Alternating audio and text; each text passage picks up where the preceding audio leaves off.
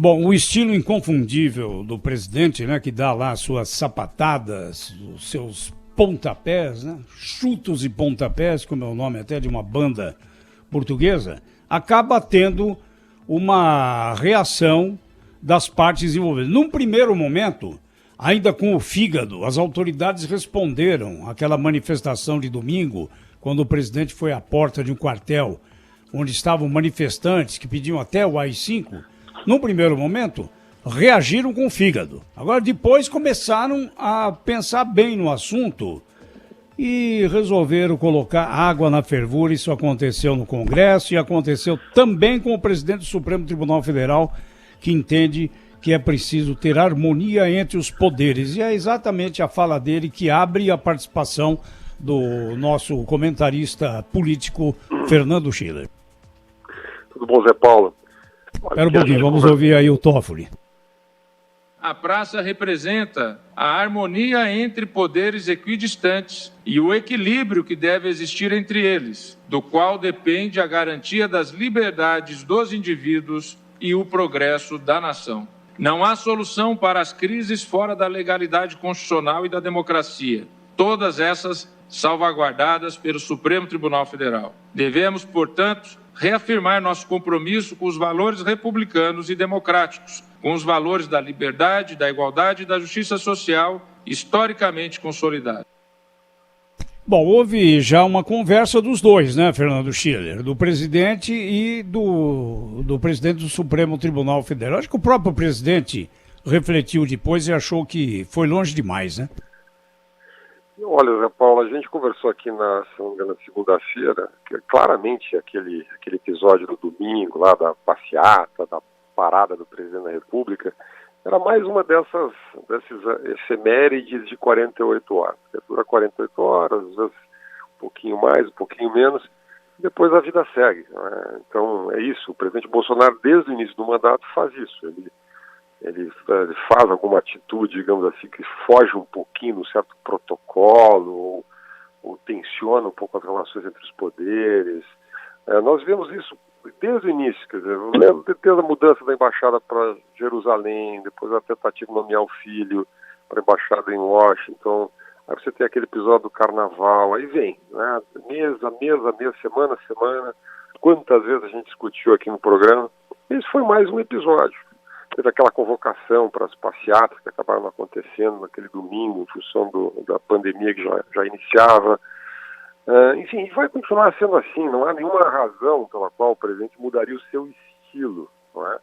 Então, é um governo, eu estava observando aí, assistindo a entrevista com o ex-deputado Roberto Jefferson, ele toca num ponto que a gente já tocou várias vezes aqui. O governo criou um estilo, um modelo de trabalho diferente, que é o fato de não ter uma aliança no Congresso Nacional estruturada, uma coalizão estruturada. Ao longo desse um ano e pouco, quer dizer, você teve uma espécie de sistema de parceria com a Câmara, com o Congresso, baseado na relação do governo com a presidência, tanto da Câmara como do Senado. O que nós estamos vendo agora é uma mudança desse cenário, ou seja, essa aliança, que era, digamos assim, bastante estável, né, entre de pautas, de agendas, de diálogo, entre Rodrigo Maia e a equipe econômica, especialmente, mas também com o presidente Bolsonaro, e essa aliança, ela realmente está estremecida. Eu não vou dizer que daqui a 2, 3 semanas não haja uma reaproximação entre o presidente Rodrigo Maia e o governo, né, até porque o presidente Rodrigo Maia também saiu desgastado desse processo, né. O fato é, mas isso leva o governo a pensar seriamente numa reestruturação de base. Hoje a conversa dentro do Palácio do Planalto é claramente essa: é receber presidentes de partidos, obviamente trabalhar com os presidentes do chamado Centrão, por uma razão muito simples. O PSDB alinhado a Dória, o governador João Dória, hoje é um partido virtualmente de oposição. O sistema político ele começa a se organizar já perspectiva da eleição de 2022. Então você não tem um espaço para construir. Anteontem, aliás, me ligaram e disseram, olha, por que não faz uma aliança com o PSDB, com os partidos, digamos, mais estruturados, que tem mais programa? Bom, porque o PSDB tem candidato em 2022. Não vai ter essa aliança no Congresso, nesse momento, com o governo. Então, quer dizer, obviamente não vai fazer com a esquerda, então você vai ter, o caminho são os chamados partidos do centrão, ou do centro, né? São partidos, também, de novo, como disse o ex-deputado Roberto Jefferson, não tem nenhum perfil ideológico, não é? E são partidos que vão cobrar uma fatura. Que fatura vai ser essa? Bom, aí é um espaço aberto, não é? Então, o presidente Schiller não corre o risco de perder um pouquinho do discurso? É claro, ele tem de se preocupar com o governo agora, né? Em aprovar projetos no Congresso, em ter uma relação mais estável com o parlamento agora.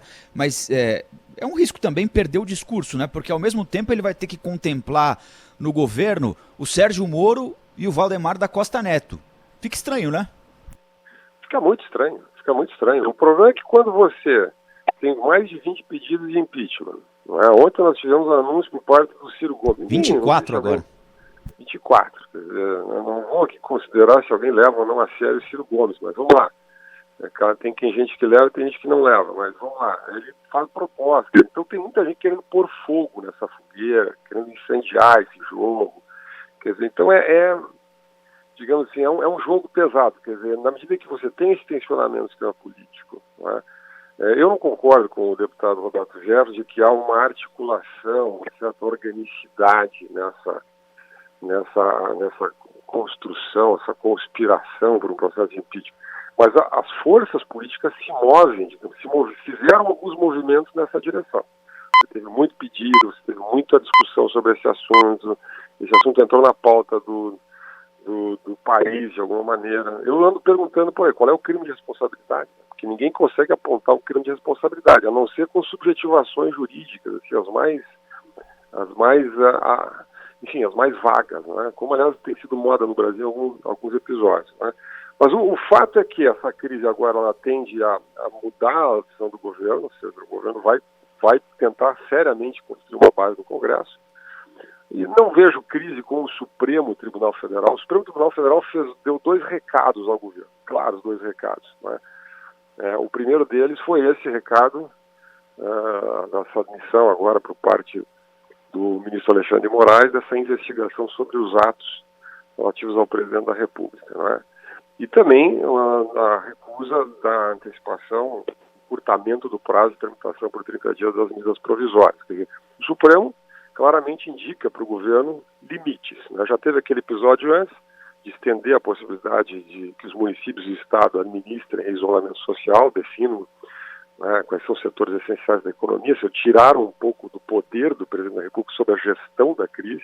Então o Supremo vem colocando limites, mas também vem aprovando matéria de interesse do governo. A gente comentou aqui a questão dos sindicatos, onde o Supremo literalmente dispensou os sindicatos dos contratos, né, chamados contratos individuais de suspensão de contratos de trabalho, e redução de contratos de trabalho, redução de valores.